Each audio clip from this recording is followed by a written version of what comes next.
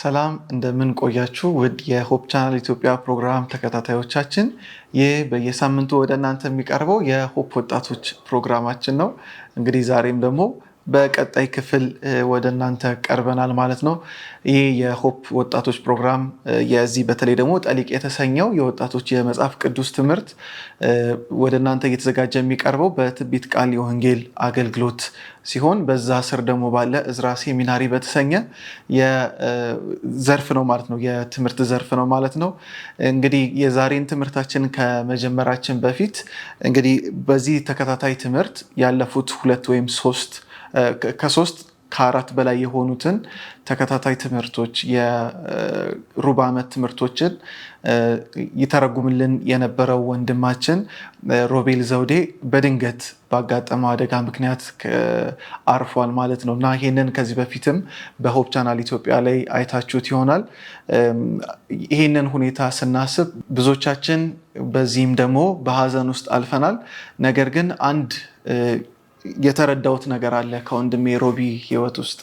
እሱም ልክ ለዳዊት እንደተባለለት የእግዚአብሔርን ሐሳብ አገልግሎ አልፏል ብለን እናምናለን። ስለዚህ እኛም ደግሞ በህይወታችን የእግዚአብሔርን ሐሳብ አገልግለን እንድናልፍ የእግዚአብሔር ፈቃድ ይሁንልን። እኛም ደግሞ ራሳችንን እንድንሰጠው እግዚአብሔር ይርዳን። እንግዲህ ከዚህ በኋላ ወደ ትምህርታችን መንቀጠል ይሆናል። እንግዲህ በዚህ ትምህርት እየተመለከትን ያለ ነው የመጨረሻዎቹ ትዕይንቶች በሚል ዋና ርዕስ የክርስቶስን የመጨረሻ ጊዜያቶች ከዮሐንስ ምዕራፍ 12 ጀምረን እየተመለከትን እንገኛለን። ዛሬ በሶስተኛው ትምህርት የምንመለከተው ምዕራፍ 14 ላይ ትምህርቱ ሲጀመር በሚል ርዕስ ይሆናል ማለት ነው እና ወደ ውይይታችን ስንገባ ዛሬም ደግሞ አንድ ወንድምና እህት አብረውኝ የሚወያዩ ይኖራሉ ማለት ነው። እነሱን በማስተዋወቅ ጀምራለሁ። በዚህ በኩል ወንድሜ ብሩክ ደሳለኝ አለ። እንደገና ደግሞ እህቴ ዲቦራ ዮሴፍ አብረውኝ አሉ ማለት ነው። እንኳን ደህና መጣችሁልኝ። እናመሰግናለን። እንግዲህ ወደ ትምህርታችን ቀጥል። እንግዲህ ስታነቡ ብዙ እንደተባረካችሁበት ተስፋ እናደርጋለን። ስናወራም በስልክም ወይም ደግሞ ይህንን ካሰብንበት ጊዜ ጀምሮ እግዚአብሔር ለእኔም ለህይወቴ ብዙ ነገር አስተምሮኛል። እንግዲህ ምዕራፍ 14 በጣም የሚታወቀው በመጀመሪያ ቁጥሩ ነው አይደል? የምዕራፍ 14 የመጀመሪያ ቁጥር ወይም ደግሞ ሐሳቡ ስለምንድን ነው? ክርስቶስ ምጽአት በቃ ድጋሚ እመጣለሁ፣ ስለዚህ አሁን በሚሆነው ነገር ልባችሁ ምን አይበል አይታወክ፣ በቃ አትጨነቁ ብሎ የሚጀምርበት ክፍል ነውና በአጫጭር እየከፈልናቸው እንግዲህ መጽሐፉ የሚያስተምረንን አብረው ይህንን ትምህርት እየተማርን እንሄዳለን ማለት ነውና ዋና ደግሞ ከሚባሉ ጥቅሶችም የክርስቶስ ማንነት የተረዳንበትም አንድ ጥቅስ እዚህ ውስጥ እናገኛለን። እኔ መንገድ እውነት ህይወት ነኝ ያለውን ጥቅስም በዚህ ክፍል ውስጥ ነው የምናገኘውና ይህንን ሁሉ ስናደርግ ግን የመጀመሪያ ጥያቄ ማነሳው ምንድን ነው?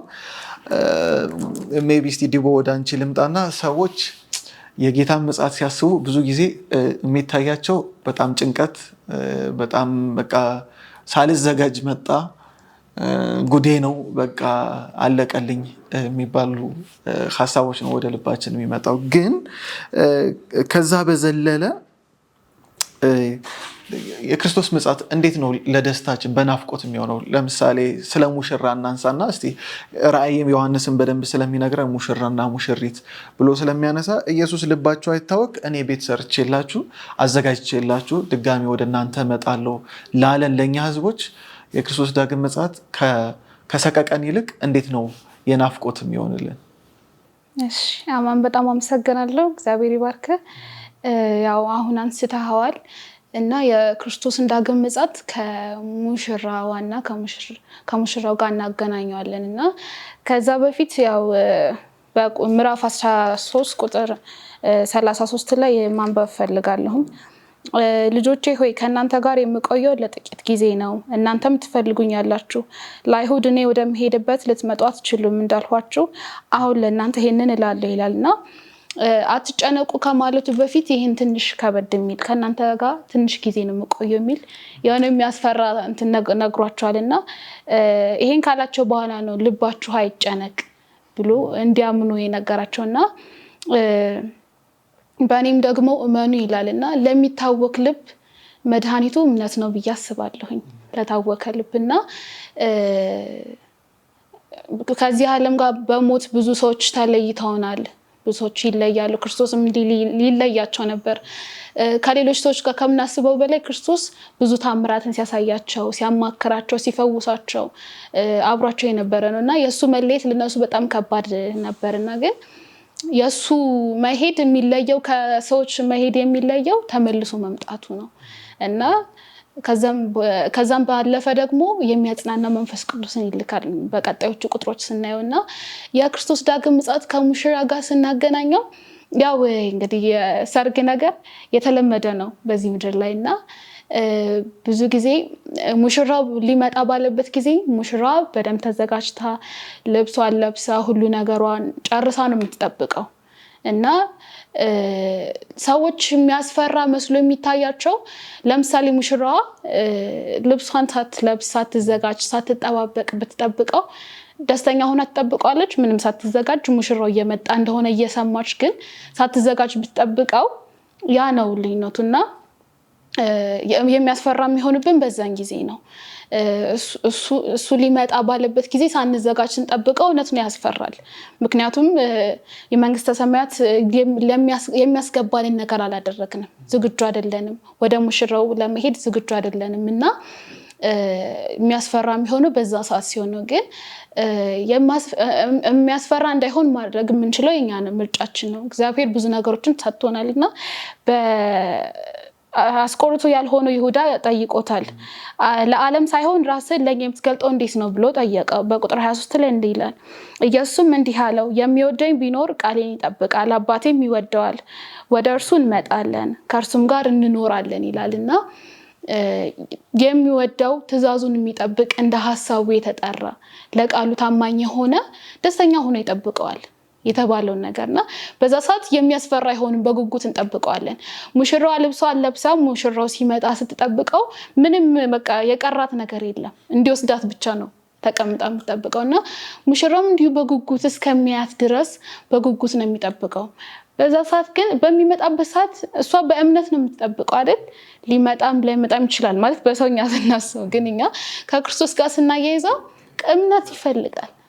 ይመጣል እሱ ነው ከሰውኛው ሰርግ ስንወጣና እምነት ይፈልጋል። ይሄ ክርስትና በእምነት የሚሆን ነው እና እኛ የክርስቶስ ዳግም መምጣት የማያስፈራን እንደዚች እንደተዘጋጀች ሙሽራ ሁነን በቃ ያለንን ነገር በቃሉ ሄደን እሱ እንደወደደው እሱን ደግሞ ስንወደው ትእዛዙን እንጠብቃለን እና እሱ እንደወደደው በምንሄድበት ሰዓት ነው የማያስፈራ ሆኖ የምናገኘውና በእምነት ደግሞ እግዚአብሔርን መጠበቅ እንድንችል እግዚአብሔር ይርዳን።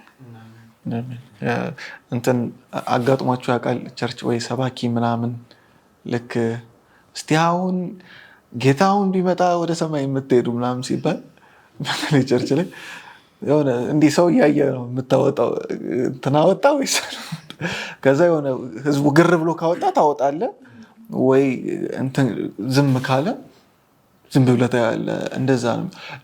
ብሩኬ ለምን ይመስላል ሰው በቃ እኔ እሄዳለሁ በቃ እኔ ናፍቄያለሁ ብሎ ባንዴ ሰውን ሳያይ ምን ሳይል እጁን የማያወጣበት? አሁን ዲቦም ካለችን በተጨማሪ እሺ፣ በመጀመሪያ እንግዲህ እዚህ ጋር ሲናገር መጀመሪያ ሲጀምር ምዕራፍ 14 ከቁጥር 1 ላይ ልባችሁ አይጨነቅ፣ በእግዚአብሔር እመኑ፣ በእኔም ደግሞ እመኑ ይላል እና እንዳንጨነቅ ወይም ደግሞ እንዳንፈራ የክርስቶስን ምጽአት ስናስብ የፍርሃት የሆነ በመንቀጥቀጥ የምንጠብቀው ነገር እንዳይሆን የሆነ ማመን ያለብን ነገር አለ። አንድ ማወቅና ማመን ያለብን ነገር አለ። ያም ደግሞ እዚህ ጋር እያለ ያለው በእኔ እመኑ በአባቴ በእግዚአብሔርም ደግሞ እመኑ እያለ ነው። ስለ እግዚአብሔርና ስለ እሱ ስናምን ደግሞ ምንድን ነው የምናምነው? ከዛ ከታች በአባቴ ቤት ብዙ መኖሪያ አለ፣ እሄዳለሁ፣ ከዛ ደግሞ ተመልሼ እኔ ወዳለሁበት ልወስዳችሁ እመጣለሁ ብሎ ቃል ተናግሯል። ልክ ነው። እነዚህን ነገሮችን ማመን አለብን። በሰማይ ቤት አለ፣ በሰማይ ለኛ የተዘጋጀ ቤት እንዳለ ልናምን እንችላለን። ግን ያን መኖሪያ መኖሩን ማመናችን ብቻ ግን እረፍትን አይሰጠንም። በሰማይ በወርቅ ጎዳናዎች ላይ እንሄዳለን። እሱን ግን ማወቃችን በዛ ማመናችን አዎ ይወስደናል፣ በዛ ያኖረናል ብለን ማመናችን ግን እስቲል ይሄም ደግሞ እረፍትን ወይም ደግሞ ከላይ ያለው ልባቸው አይጨነቅ ያለውን ግን እንትን አይልም። ይሄንን ብቻ ማመናችን ማለት ነው እንዳትጨነቅ አያደርግም ይሄንን ማወቅ። እንደዚሁም ደግሞ ዳግም ሊወስደን ይመጣል። አዎ ለቃሉ ታማኝ ነው። እንደሄደው ልክ ሲሄድ እንዳያችሁት እንደዚሁ እንዳያችሁት ይመጣል ተብሏል። ይመጣል። እሱም መጥቶ እንደሚወስደን እናውቃለን። ይሄንንም ማመንህ አሁንም እንዳትጨነቅ እዚህ ጋር ከላይ ልባችሁ አይጨነቅ ላለው ስቲል መልስ አይሆንም ማለት ነው። እንደዚሁም ደግሞ ዳግም ሲመጣ የሚሆኑ ክስተቶች አሉ፣ የተለያዩ ነገሮች። እነዛን ነገር አውቀን በዚህ ሁኔታ ነው የሚመጣው እንደዚህ ከሆነ በኋላ ነው ምናምን ብለን እነዛን ነገሮችን ማወቃችንም ስቲል እንዳንጨነቅ አያደርገንም። እና ግን አሁን ጭንቀታችንን የእሱን መምጣት ስናስብ ወይም ደግሞ ያው የሚያስፈራን ብዬ ማስበው ቅድም ላልከውም ጥያቄ ሰዎች አሁን የምትሄዱ ሲባል በኮንፊደንስ እንትን ማይለው ፍርሃት ነው በውስጣችን። ወይም ደግሞ በዛ ቦታ እገኛለሁ ወይ እዛ ቦታ የሚያደርሰኝ ነገር እኔ ጋር አለ ወይ ብሎ ማሰብ ነው ችግሩ ማለት ነው። ስለዚህ ነው እንግዲህ ምን አለ እኔ ወደሚሄድበት ስፍራ የሚያደርሰውን መንገድ ታውቃላችሁ ሲላቸው እንመለከታለን ቁጥር 4 ላይ ማለት ነው። ከዛ በዚህ ሰዓት ላይ ቶማስ ደግሞ ምን አለ ጌታ ወይ ወዴት እንደምንሄድ አናውቅም፣ ታዲያ መንገዱን እንዴት ማወቅ እንችላለን? አሁን ዋናው ነገር መንገዱ ላይ ነው ማለት ነው። መንገዱን ካላወቅን እና ደግሞ መንገዱ ላይ እዛ የሚያደርሰን መንገድ ላይ እስካልሆንን ድረስ ስቲል ፍርሃትና ጭንቀት ሊኖር ይችላል።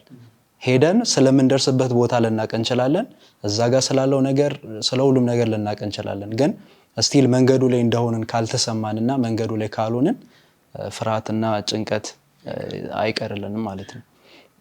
ስለዚህ ያው እሱ ደግሞ መልሱ ደግሞ ምንድነው? ኢየሱስ ያለው እኔ መንገዱ እኔ ነኝ፣ መንገዱ እኔ ነኝ፣ እውነትና ሕይወትም እኔው ነኝ፣ በእኔ በኩል ካልሆነ በቀር ወደ አብ የሚመጣ የለም እና በሱ በኩል ካልሆነ በስተቀር ወይም ደግሞ በክርስቶስ ውስጥ በመሆን ነው የት ምን ደርሰው ሰማይ ምን ደርሰው። ስለዚህ እረፍትን የሚሰጠን ወይም ሰማይን ስናስብ እርግጠኛ እንድንሆን የሚያደርገን ምን መሆናችን ነው? በክርስቶስ ውስጥ መሆናችን ነው ማለት ነው። እና ሌላኛው ደግሞ ማወቅ እና ማመን አለብን ብዬ የማስበው ነገር ቁጥር 10 እና 11 ላይ ምን ይላል? እኔ በአብ እንዳለው አብም በእኔ እንዳለ አታምንምን ብሎ ይጠይቃል። ጥያቄ ነው ማለት እናምናለን ወይ? አሁን እዛ ጋር ክርስቶስ ሲኖር ክርስቶስ በዚህ ምድር ሲመላለስ እሱ በአብ ውስጥ እንዳለ አብም ደግሞ በሱ ውስጥ እንዳለ እንደዚሁም ደግሞ የምነግራችሁ ቃል ከራሴ አይደለም፣ ነገር ግን ስራውን የሚሰራው በእኔ የሚኖረው አብ ነው። የሚናገረውም ክርስቶስ በዚህ ምድር ሲመላለስ የሚናገረውም የሚያደርገውም ነገር ሁሉም ነገር ከሱ አይደለም ከአብ ነው። ወይም ደግሞ ክርስቶስ በአብ ውስጥ አብም በሱ ውስጥ ሆነው ነው ያን ነገር ሲያደርግ የነበረው። እና ይሄንን እናምናለን ወይ ነው ብዬ ማስበው። ይሄንን እናውቃለን ወይ ማለት በዚህ ምድር ሲመላለስ ክርስቶስ ከሱ የሆነ ነገር ምንም አልነበረም። በቃ ሁሉንም ነገር ሲያደርግ የነበረውም ሲናገር የነበረውም አብ ነው በሱ ውስጥ ሆኖ ሲሰራ የነበረው ማለት ነው። ይሄንን ነገር እናምናለን ወይ እናውቃለን ወይ? እና እኔ በአብ እንዳለው እኔም በእኔ እንዳለ ስነግራችሁ እመኑኝ የሆነ እንደ እንትን ነገር ነው ማለት እባካችሁ እመኑ። በቃ እኔ አይደለሁም ማለት እኔም በሱ ውስጥ እንዳለው እሱም በእኔ ውስጥ እንዳለ እመኑ እያለ መጀመሪያው መሰረቱ ነው ማለት። ምክንያቱም ይሄንን በቃ ዋናው ማመን ያለብን እዚህ ክፍል ላይ ማወቅ አለብን። እመኑ እየተባለ ያለ ብዬ ማስበው ይሄ ነገር ይመስለኛል። ክርስቶስ በዚህ ምድር ሲኖር እሱ አይደለም ሲኖር የነበረው፣ ሲያደርግ የነበረው እሱ አይደለም፣ ሲናገር የነበረው እሱ አይደለም። በክርስቶስ ውስጥ አብ ነው። ምክንያቱም ክርስቶስ ምን አድርጎ ነበር? ሙሉ ፈቃዱን ለአብ ሰጥቶት ነበረ ማለት ነው። ይሄንን ስናቅ ወደሚቀጥሉት እናልፋለን ማለት ነው። መንፈስ ቅዱስ በእኛ ውስጥ ሆኖ እኛም ደግሞ ልክ አሁን ደግሞ የሚሆነው እንዴት ነው? ልክ ክርስቶስ በአብ ውስጥ እንደነበረ አብን በክርስቶስ ውስጥ እንደነበረ እኛም ደግሞ በመንፈስ ቅዱስ አማካይነት እኛም በሱ ውስጥ ክርስቶስም በእኛ ውስጥ ይሆናል ማለት ነው። እና ያኔ አንድ ላይ ስለምንሆን በመንገዱ ውስጥ ስላለን ምንም የሚያስፈራን የሚያሰጋን ነገር አይኖርም ማለት ነው። በጣም ጥሩ። አሁን ስታነሳው በጣም እየገረመኝ የነበረው ነገር ምክንያቱም ብዙ ሰዎች ለአብ ያላቸው አመለካከት ልክ አይደለም። ያው አብ ቀጪ፣ ኢየሱስ ሩሩ፣ ኢየሱስ ለማኝ፣ አብ ተለማኝ፣ ይቅርታውን የሚሰጠው በቃ ልክ ወይ ኢቭን ስለ ድነት እንኳን ብናወራም በቃ አብ በክርስቶስ ነህ አይደለም ውጣ፣ በክርስቶስ ነህ እሺ ግባ፣ የሆነ እንደዛም አይደለም ነው። ምክንያቱም አሁን እንድታምኑኝ የምፈልገው በእኔ ውስጥ አሁን ራሱ ብሩኬ ግማሽ ላይ ያቆምከው ጥቅስ ቁጥር 11 ላይ እኔ በአብ እንዳለው አብን በእኔ እንዳለ እመኑኝ፣ ባይሆን እንኳን ሌላው ቢቀር እንኳን ስለ ራሱ ስለ ስራው እመኑኝ። ይሄ ሁሉ የሆነው በሱ የተነሳ ነው። ምክንያቱም ጳውሎስ ራሱ ይነግረናል አብ በክርስቶስ ሆኖ ዓለምን ከራሱ ጋር ያስታርቅ ነበር ይለናል። ስለዚህ የይቅርታንም ስራ የመስቀሉ ሜቢ በጣም ወደ ውስጥ ሌላ ቦታውም እንዳንገባ ነው እንጂ መስቀል ላይ የተሰቀለው ክርስቶስ ብቻ አይደለም፣ ዋጋውን የከፈለው ኢየሱስ ብቻ አይደለም። በቃ በዛ ውስጥም አብ ራሱ አለ፣ ዋጋውን የከፈለው ስቲል ራሱ እግዚአብሔር አብም ነው። መንፈስ ቅዱስም ደግሞ ዋጋ ከፍሏል። ስለዚህ በመስቀል ላይ በቃ የክርስቶስ ዋጋ የበለጠ እዛ አብ ደግሞ የከፈለው ያነሰ አይደለም። በቃ ሁሉም እኩል እንደሆነ እና በዛ ውስጥ ደግሞ እኔን እዩኝ በእኔ ውስጥ አብን ይዩት እያለ ሲነግራቸው እንመለከታለንና ድነታችንም ደግሞ አንድ የሚገናኘው አሁን ልክ ያልነው ምክንያቱም ሰማይ እንገባለን የሚለውን እጅ የምናወጣው ድኛለሁ አልዳንኩም የሚለውን ጥያቄ ሁሌ ጥያቄው ስለምናስገባው ነው አይደለ? ጥርጥር ውስጥ ስለሚገባ ነው። መዳንን እርግጠኛ የሆነ ሰው ለምንድን ነው ሰማይ የማይገባው? አይደለ? ኦልሬዲ ዞሮ ዞሮ ሰማይ ትገባለህ አትገባም የድነት ጥያቄ ስለሆነ። ነገር ግን የሚታየኝ ምንድነው ኢየሱስን የመውደድ ያለ መውደድ ነገር ውስጥ ይመጣል። ይሄ ነገር ፍቅሩን የመረዳት ያለ መረዳት ነገር ውስጥ ምክንያቱም ወደ ቀጣይ ጥያቄ ሊሄድና ስለ ትእዛዝ ያነሳል። ደግሞ ብትወዱኝ ትእዛዜን ትጠብቃላችሁ። ትእዛዜን ስለምትጠብቁኝ አይደለም ትወዱኛላችሁ እያለ ያለው ማለት ትእዛዜን ብትጠብቁ ትወዱኛላችሁ አይደለም፣ ብትወዱኝ ነው ትእዛዜን የምትጠብቁት እያለ ነው። ስለዚህ ሰው ይሄንን ሳይረዳ ሲቀር ምን አይነት ኑሮ ይኖራል? ጥያቄ ምንድነው? ሰው ይሄ ነገር አሽቀዳድሞ ወይም ደግሞ ፈረስና ጋሪው እንደሚባለው አንዱን ከፊት ሲያደርግ ምን አይነት ኑሮ የሚኖር ይመስላችኋል? እሺ ያው ቀደም አንስተዋል ቀደም ብለክና ስለ እግዚአብሔር ማንነትና ስለ ኢየሱስ ማንነት ያለውን በሰውኛና እግዚአብሔር ብዙ ጊዜ ጨካኝ የሚያስፈራ አምላክ ያስፈራል፣ ግን ከክብር ነው እንጂ ይሄ የጭካኔ አይነት እንትን አይደለምና እኔ ሳስበው ማለት ያነበብኩኝ የመጣልኝ ሐሳብ ገና ኃጢአት ከመጀመሩ በፊት አዳምና ሔዋን ያን ኃጢአት ሲሰሩ ማጥፋት ይችል ነበር አይደል? እነሱ አጥፍቶ አዲስ ምንም ኃጢአት ያልሰራ ፍጡር መፍጠር ይችል ነበር። በዛን ጊዜ ግን ለነሱ እንኳን ለሁለት ነፍስ እንኳን ይሳሳል እንኳን ለዚህ ለዓለም ህዝብናና እንደሚሰሩ ስለሚያውቅ አንድ ያለው ልጅ ልኳል እና ከመጀመሪያው ጀምሮ ጨካኝ የሚያስብለው እንኳን ባህሪ ያለው የለም ልጁን እስከ መስጠት ድረስ ነውና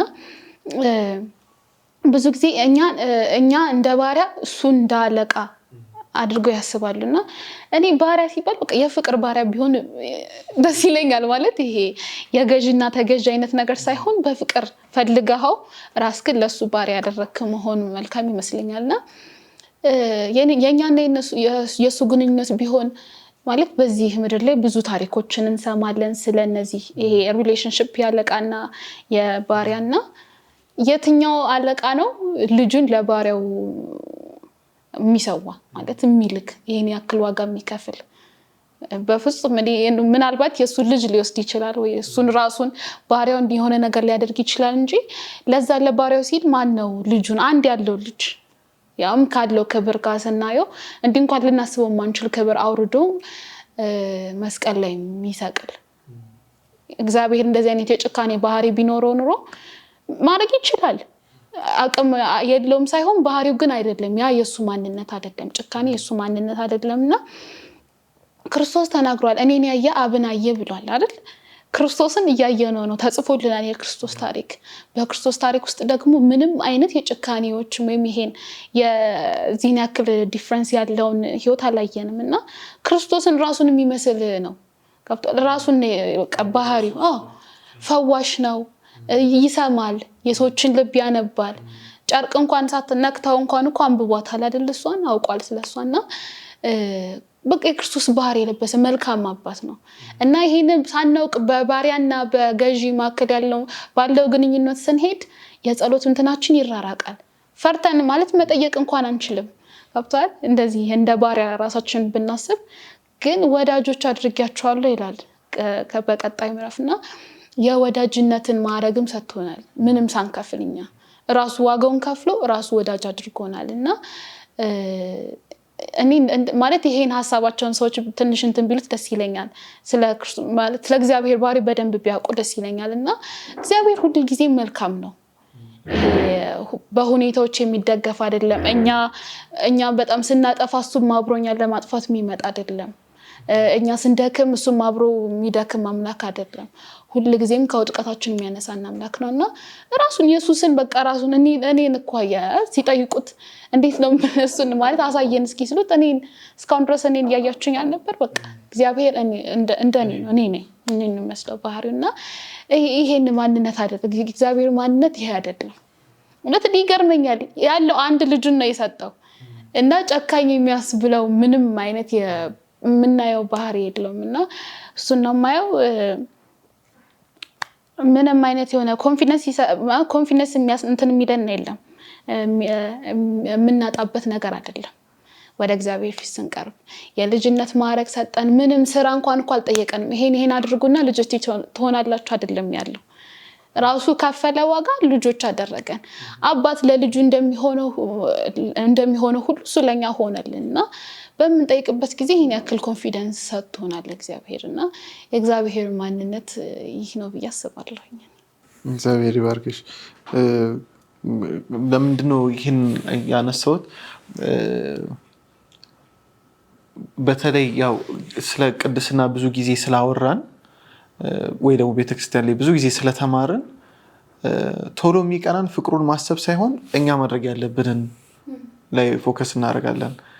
ወይኔ እንዲህ ሳላረግ፣ ወይኔ ሳልሰራ ይሄን ነገር፣ ወይኔ እንደዚህ ሳልሆን የምንለው ነገር አለና እንደዛ እንዳንሆን ነው። በቃ ያ ነገር የሚመጣው መጀመሪያ እኔን ከመውደድ ነው እያለ ነው እየተናገረ ያለው። ባይ ዘ ዌይ ይሄንን ነገር እየተናገረም ያለው ለደቀ መዛሙርቱም ነው። እንደገና ደግሞ ለሚሰሙ ሁሉ ለፈሪሳውያን ነው። ሕጉን ሲጠብቁ ለነበሩ ሰዎች ሊያውም ላሻሻሉት ቨርዥን 1 ቨርዥን 2 እየተባለ ላወጡለት ማለት ነው። ምንድነው እያለ ያለው? እያረጋችሁት ያሉት ነገር ከፍቅር አይደለም ነው። እና ብዙ ጊዜ ሰው ካለ ፍቅር የእግዚአብሔር ፍቅር ካለ መረዳት የተነሳ ሕጉን ለመጠበቅ ቢሞክር ሁሌ ተሰብሮ ነው የሚቀረው። ሜቢ ብሩኬ የምትለው አለ እዚህ ላይ? እሺ እዚህ ላይም አለ እና ከቅድሙ ላይም የምጨምረው ሀሳብ አለ ከምጽአቱ ጋር በተገናኘም ማለት ነው። ይሄ ጀስት ምጽአቱን ባይብል ሲያስቀምጥ እንደ ሰርግ አድርጎ ያስቀምጠዋል። ያ ደግሞ እኛ ደግሞ የሆነ እንደ ሰርግ አድርገን ደግሞ አንጠብቀውም አንዳንድ ጊዜ ማለት በቃ የሆነ ማለት የሆነ በቃ የሆነ የደስታ ጊዜ ማለት ኖርማል ሰው የሚያገባበትን ሰርጉን የጋብቻ ቀኑ እንደሚጠብቀው በዛ አይነት ወይ እንትን አንለውም።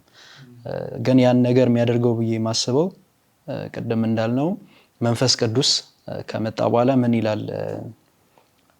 ወላጅ እንደሌላቸው ልጆች አልተዋችሁም ወደ እናንተ እመጣለሁ ይላል። ይሄ ምን ሰዓት ነው እዚህ ጋር እያለ ያለው? እዚህ ጋር ከላይ ስለ መንፈስ ቅዱስ ከተናገረ በኋላ ነው። እኔ አብን እለምናለሁ እርሱም ከእናንተ ጋር ለዘላለም የሚኖር ሌላ አጽናኝ ይሰጣችኋል፣ እርሱም የእውነት መንፈስ ነው። ዓለም ስለማያየውና ስለማያውቀው ሊቀበለው አይችልም።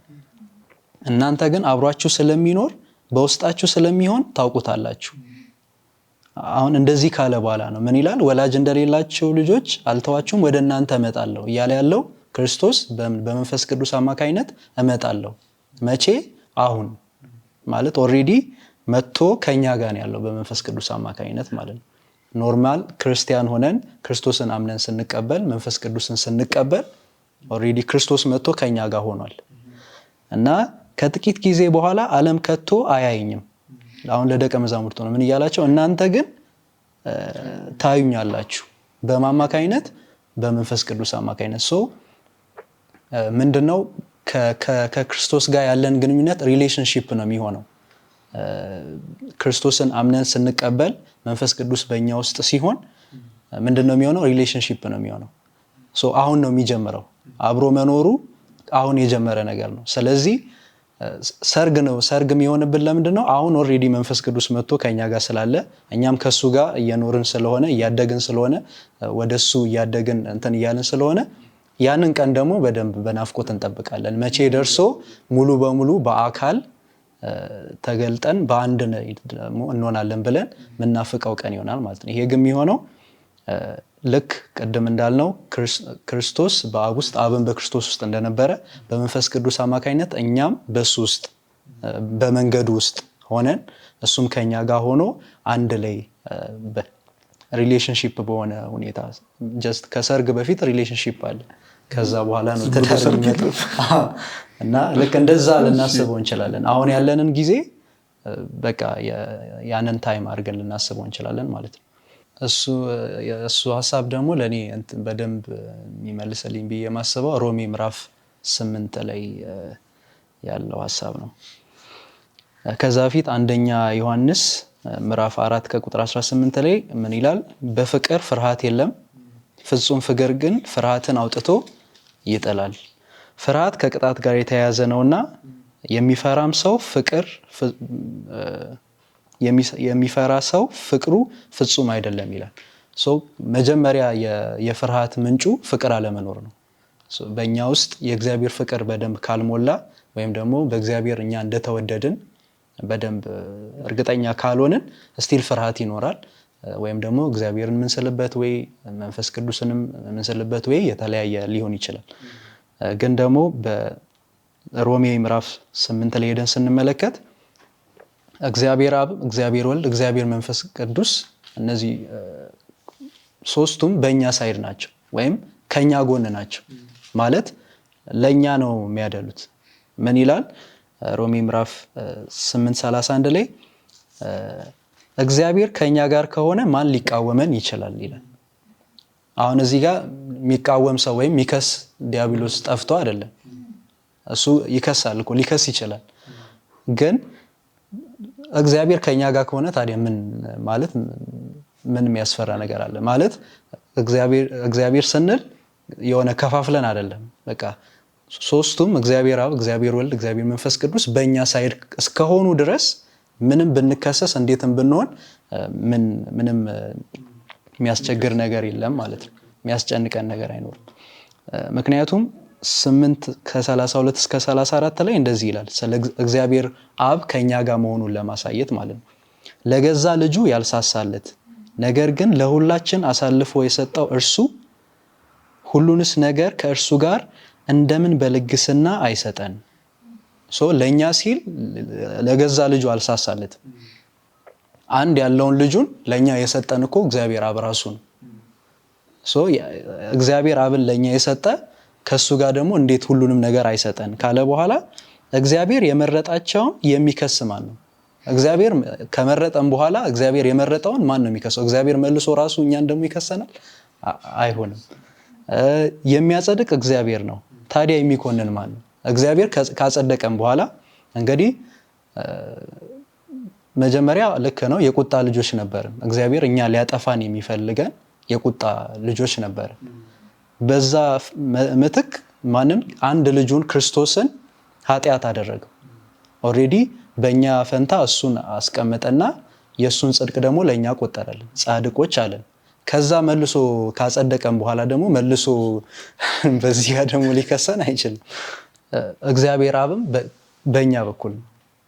ከዛ ደግሞ ሲቀጥል ደግሞ ከ34 ጀምሮ ደግሞ የሞተው እንዲሁም ከሞት የተነሳው በእግዚአብሔር ቀኝ የተቀመጠው ክርስቶስ ኢየሱስ ስለኛ ይማልዳል።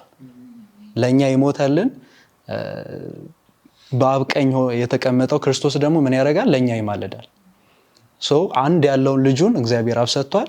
ያ የተሰጠው ልጅ ደግሞ ለኛ ሞቶልናል። ከዛ እሱ ደግሞ በአብ ቀኝ ሆኖ ለኛ ይማልድልናል። እና ከክርስቶስ ፍቅር የሚለየን ማን ነው ይልና ችግር ነው ወይስ ስቃይ ወይስ ስደት ወይስ ረሃብ ወይስ ራቁትነት ወይስ አደጋ ወይስ ሰይፍ እያለ ይዘረዝራቸዋል። እና ከእግዚአብሔር ፍቅር የሚለየን ነገር ምንድን ነው ማለት በእነዚህ በተለያዩ ነገሮች ውስጥ ልንሆን እንችላለን፣ ልናልፍ እንችላለን። ግን ስቲል ከእግዚአብሔር ፍቅር ግን ሊለዩን አይችሉም። ወይም በእነዛ ነገሮች ውስጥ እያለፍን ነው ማለት እግዚአብሔር እኛን አይወደንም ማለት አይደለም። በተለያየ ነገር ውስጥ ልናልፍ እንችላለን፣ ግን እግዚአብሔርን እኛን ከመውደድ ሊያቆመው አይችልም። ወይም ስቲል በዛ ታይምም እግዚአብሔር እኛን እየወደደን ነው። በዚህ ሰዓትም በተለያየ ሁኔታ ውስጥ ልንሆን እንችላለን ራሳችንን ስናየው ማለት ነው። ግን ከክርስቶስ ፍቅር ምንም የሚለየን ነገር የለም። ከፍታም ይሁን ጥልቀት ወይም የትኛውን ፍጥረት በጌታችን ኢየሱስ ክርስቶስ ካለው ከእግዚአብሔር ፍቅር ሊለየን አይችልም በማለት ይናገራል ማለት። ከዛ ደግሞ ሌላኛው ከፍ ብሎ እዛው ሮሜ ምዕራፍ 8 ላይ ከቁጥር 26 ጀምሮ ደግሞ መንፈስ ቅዱስ ደግሞ ከኛ ጋር እንደሆነ ይናገራል። ምን ይላል? እንዲሁም ደግሞ መንፈስ በድካማችን ያግዘናል፣ እንዴት መጸለይ እንደሚገባን አናውቅም፣ መንፈስ ግን ሊገለጥ በማይችል መቃተት ለኛ ይማልድልናል። እንዴት መጸለይ ራሱ እንዳለብን አናውቅም፣ ግን መንፈስ ደግሞ ምን ያደርጋል? ለኛ ይቃትትልናል። ልባችንንም የሚመረምረው እርሱ መንፈስ ሐሳብ ያውቃል፣ ምክንያቱም መንፈስ እንደ እግዚአብሔር ፈቃድ ለቅዱሳን ይማልዳልና ይላል።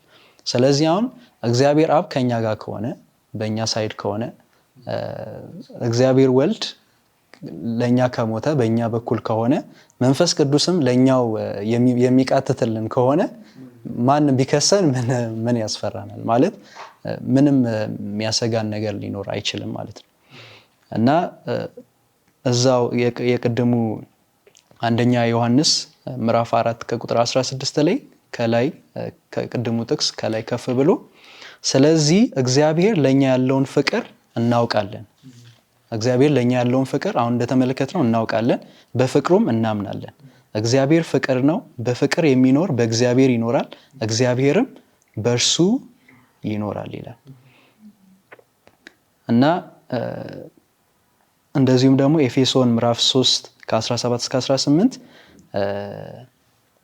ይኸውም በእምነት ክርስቶስ በልባችሁ እንዲያድር ነው ካለ በኋላ ደግሞ ስር ሰዳችሁ በፍቅር ታንጻችሁ የክርስቶስ ፍቅር ስፋቱ፣ ርዝመቱ፣ ከፍታውና ጥልቀቱ ምን ያህል እንደሆነ ከቅዱሳን ሁሉ ጋር የመገንዘብን ኃይል እንድታገኙ ነው ይላል። ስለዚህ ዋናው ነገር እንዳንፈራ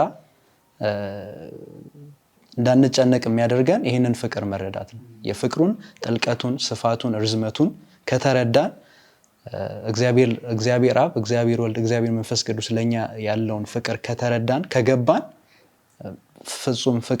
በፍጹም ፍቅር ውስጥ ፍርሃት የለም። ያ ሰው ፍርሃቱን አውጥቶ ይጥልልናል ማለት ነው። እግዚአብሔር ይባርክ። ወሳኞቹን ቀጣይም ልጠይቀው አስቤ የነበረውን ጥያቄን በደንብ ኦልሞስት መልሰዋል እና ዞሮ ዞሮ የሚመጣው በቃ ፍቅሩን መረዳት ነው። ልክ ዕብራውያን ላይ እንዳለው አይ ቲንክ ዕብራውያን መጀመሪያ ምዕራፍ 1 ወይ 2 ላይ ነው መሰለኝ ከሞት የሚበረታው ፍቅሩ አይደለ? በሞቱ የሞትን ኃይል ሽሮልን። ስለዚህ ከሞት በላይ የሆነ የማይለመደው ነገር ሁሌም አዲስ የሆነው ሞት በቃ የተሸነፈው በክርስቶስ ሞት ነው። ያ ፍቅር የገባቸው ሰዎች ልክ አሁን የሮሜው ላይ ያለው ሞትም ቢሆን ህይወት ከሞትና ከህይወት ውጭ ምን አለ የለም ማለት እኮ ነው። በቃ ምንም ሊመጣ ያለውም የነበረውም ሊመጣ ያለውም ስደት፣ መከራ፣ ችግር እነዚህ ሁሉ እንዳይለየን እናውቃለን ይላልና ምንድነው መጠቅለያ ጥቅስ ማነሳው እዛው ወደ ማቴዎስ ምዕራፍ ማነው ዮሐንስ ምዕራፍ 14 እንመለስና የመጨረሻውን ጥቅስ በማንበብ እንጨርሳለን። ማቴዎስ ምዕራፍ 14 ከቁጥር 27 ሰላምን ምን እላችኋለሁ እተውላችኋለሁ። ከዛ ሰላምን እተውላችኋለሁ ብቻ አይደለም ያለው፣ ሰላሜን ደግሞ እሰጣችኋለሁ። እኔ የምሰጣችሁ ዓለም እንደሚሰጥ አይደለም፣ ልባችሁ አይታወክ አይፍራም። በቃ ኦልሬዲ ሰጥቶናል እኮ በቃ ግን እንደገና ያጸናው ነው። ሰላሜን እሰጣችኋለሁ ሲል የክርስቶስ ሰላም ምን አይነት ሰላም ነው ብላችሁ ስታዩ ደግሞ ዓለም እየተናወጠ ገብተህ የምተኛበት ሰላም፣ ልክ በጣም ይሄ እየተናወጠ ያለው ወጀብ ላይ እየተራመድክ የሚያስኬድ ሰላም፣ የሚይዘው ሰላም፣ ልትሞት እያልክ እየተሰቀልክ ለሌሎች የሚያስማልድ፣ ለሌሎች ይቅርታን የሚያስለመን ሰላም። እንደውም ከሰላም ራሱ ይዘላል። ሰላም ለራስህ ብቻ ይሆናል ግን ሌላ ጋር ይሄዳል። እና ዓለም ግን ዲፋይን የምታደርገው ሰላም በዚህ አይደለም። ራሳችንን ልታዩት ትችላላችሁ ብዙ ጊዜ። በቃ እኔም ራሴን ሳየው ልክ የባንክ ሂሳቤ ቁጥሯ ዲጂቷ እያነሰ ሲመጣ እቺ ነገር እንዴት ነች ብሎ የሆነ በቃ ሀሳብ ይገባል። ይሄ እንዴት ላደርግ ነው ምናምን የሚለው ጋር እንመጣለን። ልክ በቃ ሞላ ሲል ግን የደሞዝ ሰሞን አካባቢ በቃ አሁን ደሞዝ ስላለች ችግር የለም ሰላም ይሆናልና ግን ገብቷችኋል አይደል? ሳናስበው የሰላምን ዴፊኒሽንን በዛ እንሰጠዋለን። ግን እውነተኛ የሰላም ትርጉም በቃ የክርስቶስ ፍቅርን የቀመሰ ሰው ይገባዋል። እኔም በቃ ጸሎቴ ነው አንዴ በርቶልኝ አንዴ ቀምሼው አንዴ ተጥለቅልቀን በቃ ሌላ ላይ ያስመኛል ማለት ነው። ሌላ ላንፈልግ በቃ እስከ ወዲያኛው ድረስ። ምክንያቱም ሞትም ጥቅም ያስብልሃል በኋላ። ሰው እኮ ለመኖር ነው የሚታገለው። የትኛውም ሰው መቼስ የሚሞትበት አልጋ ላይ ሆኖ በቃ ኧረ ልሞት በቃ ምናምን ምንድን ኖርማል እኮ ነው አይልም አይደል? ኖርማል አይደለም። በቃ በጣም እንትን ያለም ሰው ቢሆን ለመኖር እስከ መጨረሻው ትንፋሹ ድረስ ይታገላል። ሰው መኖርን ነው የሚያየው። ስጋዊ ሰው ደግሞ በቃ መኖርን ነው የሚመኘው። በቃ እንዲህ ሳላረግ ይሄ ሳይሆንልኝ። የእውነት የገባው ግን ሩጫውን ከጨረሰ በቃ ህይወቱን አሳልፎ ይሰጣልና በእውነት ይሄ ሰላም እንዲያገኘን እግዚአብሔር ይርዳን። በቃ ልብን ዘልቆ የሚገባ አይደለ? ከሌላ ጋር የማይወዳደር አይነት ሰላም እንዲሆንልን እግዚአብሔር ይርዳን። ተመልካቾቻችንም እንግዲህ እስካሁን በነበረን ቆይታ እናንተም ህይወታችሁን እየፈተሻችሁ እንደሆነ ተስፋ አደርጋለሁ። ምናልባት አሁን እዚህ ከሚዲያ ላይ ስለሆነን መጀመሪያ ላይ እንዳነሳ ነው እስቲ ዛሬ ኢየሱስ ቢመጣ እጃችሁን አንሱ ብለን አንጠይቅም። ነገር ግን ምን ይመስላችኋል? አሁን ኢየሱስ ቢመጣ እምትድኑ ወይ ሰማይ የምትገቡ ይመስላችኋል? ወይስ ወይኔ እኔ እንዲህ ሳልሆን የምትሉት አለ? አንድ ነገር ተናግሯል፣ ልባችሁ አይታወክ። በእኔ ካመናችሁ በቃ ጨርሼዋለሁ፣ እኔ ስራውን ጨርሻለሁ ይለናል ጌታ። እና ሌላ ስራ ለመጨመር አንሞክር። ኢቭን ሌሎቹ ከዛ በኋላ የሚመጡት ነገሮች ራሱ እሱን በማመን እሱን በመከተል የሚመጡ ነገሮች ናቸው እንጂ እኛ ለፍተን የምናመጣቸው ነገሮች አይደሉም። ይበልጥ ይህንን ደግሞ የምንመለከተው ሳምንት በሚኖረን ትምህርት ምዕራፍ 15 ላይ ስለ ፍሬ በምናነሳበት ጊዜ ብዙ አብረን እናያቸዋለን። ስለዚህ ከአሁኑ ምዕራፍ 15 እንድትመለከቱ እንድታነቡ ለእናንተም ልንጋብዛችሁ እንወዳለን። ከዛ በተረፈ ግን በእውነት ህይወታችን የክርስቶስን ፍቅር በማሰብ እንዲሆን የተሰራልንን ነገር ብቻ በማስታወስ መስቀሉን ብቻ በማየት እንዲሆንልን እግዚአብሔር ይርዳን። ይህንን የውይይታችን ጊዜ ጸሎት በማድረግ እንጨርሳለን። እህታችን ዲቦራ ጸሎት አድርጋለን እንጨርሳለን። እግዚአብሔር አምላካችን ሆይ እጅግ አድርገን እናመሰግናለን። ፈቃድህ ሆኖ ደግሞ ይህንን ቃል እንድንካፈል ጊዜን ስለሰጠህን ተመስገን። እግዚአብሔር አምላክ ያንተን ማንነት እንድናውቅ ልጅህን ስለላክ እግዚአብሔር አምላክ ፍቅርህን ስላሳየን እናመሰግናለን። ፍቅርህን የቀመሰ ሰው ደግሞ እንድንሆን እግዚአብሔር አምላክ እድሜ ዘመናችን ሁሉ እስከምትመለስ ድረስ አንተን እየመሰልን መኖር እንድንችል እርዳን። እግዚአብሔር አምላክ ደግሞ ሁላችንም በዚህ ምድር ላይ ያለን ሰዎች እግዚአብሔር አምላክ ስለ አንተ ፍቅር እንዲያውቁ በመኖር ያንተን ፍቅር እግዚአብሔር አምላክ ለሰው በማሳየት እንድንኖር እንድትረዳን ለምንሃለው። ቀሪ ጊዜያችንን ሁሉ አንተ ባርክ። እግዚአብሔር አምላካችን ሆይ አእምሯችንን አንተ ተረከብ። ለአንተ ባሪያ ለፍቅርህ ባሪያ ሆነን መኖር እንድንችል እንድትረዳን ለምንሃለው። ክብር ምስጋና ሁሉ ለአንተ ይሁን። ስለ ስም ስትል ስማን። አሜን። እግዚአብሔር ይባርክሽ ቴዲቦ። እንግዲህ ተመልካቾቻችን የዚህ ሳምንት ትምህርቱ ሲጀመር የሚለውን ክፍል በምዕራፍ 14 ላይ ያጠነጠነው ሶስተኛ ትምህርታችንን ይሄን ይመስል ነበረ። ከዚህ በፊት የነበሩትን የሆፕ ወጣቶች ፕሮግራሞች ካመለጧችሁ የሆፕ ቻናል ኢትዮጵያ አማሪክ የተሰኘው ዩቲዩብ ቻናላችን ላይ በመግባት እነሱን ልትከታተሉ ትችላላችሁ። እስቲ ለወዳጅ ጓደኞቻችን ደግሞ ይህንን ቪዲዮ በማካፈል ደግሞ እነሱም የበረከቱ ተካፋይ እንዲሆኑ በተለይ ወጣቶችን ደግሞ በዚህ ላይ እንዲተባበሩ እንድትጋብዙ ከአሁኑ ጥሪ እናቀርብላቸዋለን። እንግዲህ ሳምንት እስክንገናኝ ድረስ የጌታ ጸጋ፣ ፍቅሩ፣ አብሮነቱ ከሁላችን ጋር ይሁን። ከቀሪ የሆፕ ቻናል ፕሮግራሞች ጋር አብራችሁን ቆዩ። መልካም ጊዜ ይሆንላችሁ።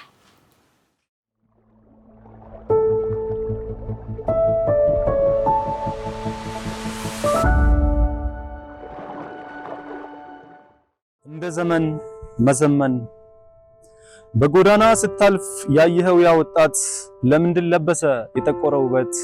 ያለ ተስፋ መኖር መቼ ከየት መጣ? ቀድሞ እንዴት ነበረ ደግሞ ራሱን አጣ? ክሳቱ እንዴት በዛ ሚዛኑ ቀለለ? ድንጋይ ላይ ቁጭ ብሎ ቀኑን እየዋለ ያየኸው ያ ወጣት ለምን ደስታ ራቀው? ለምን ፈገግ ይላል እንባው እያነቀው? አይ ህይወት እያለ በምሬት ገለጻት። ያየኸው ያ ወጣት ለምንድን ለበሰ የጠቆረ ውበት? ዛሬ ይሄን መስሏል ከንፈር የሚመጡለት ሕፃንና አዋቂው ንቆም የሚያዝንለት። እሱ መቼ በማዘመኑን ተቀጣ ብለህ ብትጠይቀኝ እንዴት እንደመጣ ልንገርህ እሱ አንድ ዕለት እንዲህ ነበር። ክብር ያለው ወላጆቹን የሚያከብር ልበ ንጹህ ጌታን ፈሪ ደስ እያለው ቅዱስ ቃሉን ተናጋሪ አመስግኖ ስለ ዛሬ ስለ ነገ ያለው ተስፋ መልካም ስሙ ሁሌ ዘውትር የሚሰፋ ግና ለአንድ ቀን ቀለል አድርጎ የተረዳው ሌላ አንድ ቀን እንዲደፍር ደግሞ ረዳው። እንደ ዘመን እንዘመን ሲለው ሰማ ሞት ተውቦ ትንሽ መስሎ እየበዛ አስሮት ቀረ ተተብትቦ። እሱ እንዳሻው ላይ ወጣበት ሄዶ ገባ ሰፊ አዳራሽ። ወጣትነት አሳመመኝ ተናገረ ይህን ምላሽ። በኔ ይብቃ ተማጸነ ግንባሩ ላይ ፊደል ጻፈ። ተናገረ በመዘመን ልጅነቱ እንዳደፈ። የሞት ትኬት ያኔ ቆረጥ ዞር ብዬ ያየሁ ዕለት ወዳጆቼን ልምሰል ብዬ ወላጆቼን የናኩለት። መጣሁ እያልኩ ርቄ ሄድኩ ላልመለሰው ጎዳናዬን። ስጋዎቼ ተሰበሩ ደማነቡ አይተው ሞቴን። በምንም ኃይል ልጅነቴን ትዝታዬን ደግሞ አሰብኩኝ። ራሴ ጋር እያወጋሁ እያነባው ፈገግ አልኩኝ። መካሬ ተው እያለ ሲለምነኝ አሾፍኩበት። የመመከር ክብር ያለኝ አሁን ቢሆን ምን አለበት? አሁንማ አእምሮዬ እኔ ካልኩት ላይ ውልበት። ጭስ ሸፈነኝ እንዳይጠቅመኝ እያወቅኩኝ ተቀበልኩት። አይመኖር ያሰለቻል ሕይወት ቀሎ ትርጉም ያጣል። ያለ ቀኑ ደርሶ ሞት ይመጣል። ገና በጠዋት ልጅነትን ውብነትን ፈቅዶ አራቀ። ያኛው እኔ ዛሬ ይሄን እንዲመስል መቻወቀ። ሰላምታዬ ዋጋን አጣ እንደምንም ተቆጠረ። ወጣትነት አዘመነኝ ሰባዊነት ተሰበረ። ግንባሩ ላይ የተጻፈ ደብዳቤውን ያንቃላየው። በመዘመን የሚመጣ ወጣትነት ህመም አለው። እኔ ማሰብኩ ተማርኩና እሱ ካለው በመዘመን የሚመጣ ወጣትነት ህመም አለው።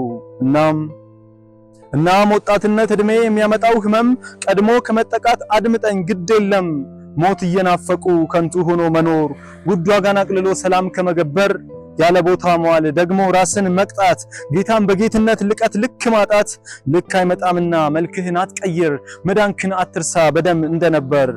አፍላ ጉልበትህን ወጣትነትህን ለሰጠ በመስጠት አክብር አምላክህን። ጠላትም ይሻዋል ያንተን ኃይልና ዕውቀት አንተን ሌሎችንም ከንቱ ለማስቀረት። ዓይንህ ሆነ እግርህ እጅህም ግንባርህ መንገድን አያጣም አንተን ሲፈትን።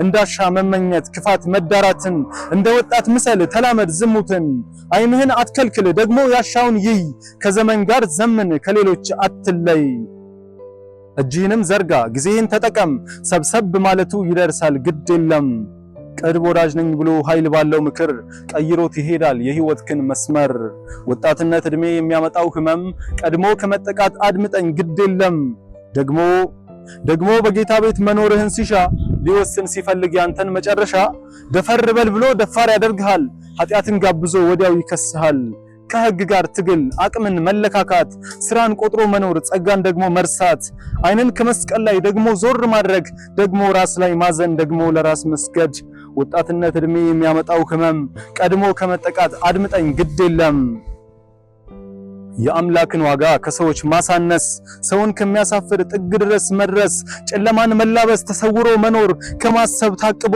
ቃል ኪዳንን መስበር ወጣትነት እድሜ የሚያመጣው ህመም ቀድሞ ከመጠቃት አድምጠኝ ግድ የለም ከመካሪ መሸሽ ከተውባይ ማኮብለል ራስን አስተዋይ ሊቅ አድርጎ መሳል ሰውረኝ ከነዚያ ከእልፍ መንገዶች ዳር ከማይኖራቸው ጥቁር ጎዳናዎች ደፍሬ እንዳልገባ ሰውነት ደንዝዞ ከጨቀየ ስፍራ ከቁልቁለት ጉዞ እንደ ተራ ቀንን እንደ ልማድ ማቅለል ልክ እንደ ትላንቱ ለነገም ይነጋል ብቻ ከጃልጣ መብላት መጠጣትን ገንዘብን አካብቶ ያሻውን ማግባትን ሰውነትን ማቅለል ተዳፍሮ ሀፍረትን ኃጢአትን መዘንጋት መምሰል እንስሳትን ማዕድ ተቋርሶ አምላክን መጻረር ሰውረኝ ባንተ ላይ ድንጋይ ከመወርወር ፈውስ እንዳልሰጠኸኝ ጌታ ሆይ ስታመም ስቀሉት በማለት እኔ እንዳልቀደም ዛሬም እንደገና ታምራት አልበል የላቀ ታምር ነው መስቀል ላይ መሞትህ ታግሰህ አይቼ ፌዝና ንቀትን ድል ነስተህ አይቼ ይህ ወጣትነትን ሰበብ እንዳይሆነኝ አንተን ለመበደል ስጋዬን አርክቼ ሚዛኔ እንዳይቀል ልክ እንደ ዮሴፍ ግብፅን ድል አድርጋት የጲጢፋራን ሚስት ባንተ ልከለላት ሁሌም አንደበቴ ቃልህን ይዘምር ራሴን ልካድና ላንተ ብቻ ልኑር ጉብዝና ወራትን ወጣትነት ጊዜን ለኖርክልኝ ልኑር የቀረ ህይወቴን ድክመቴን አውቃለሁ ይህን ብቻ በለው ህይወትህን ሰላም በረከት ይክበበው